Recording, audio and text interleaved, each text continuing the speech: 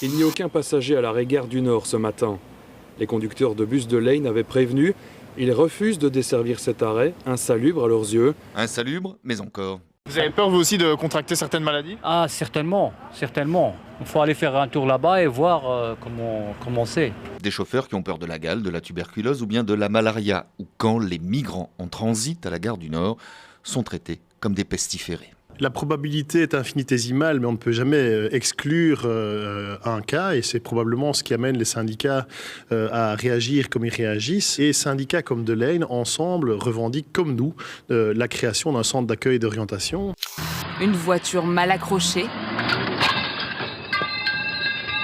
qui finit sa course contre un poteau.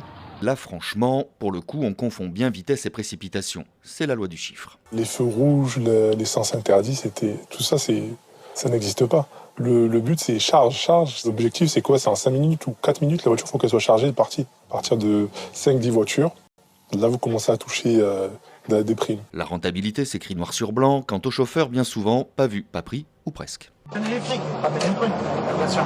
Mais je me suis déjà fait voler 2-3 fois par les motards, ils m'ont jamais dit de tirer.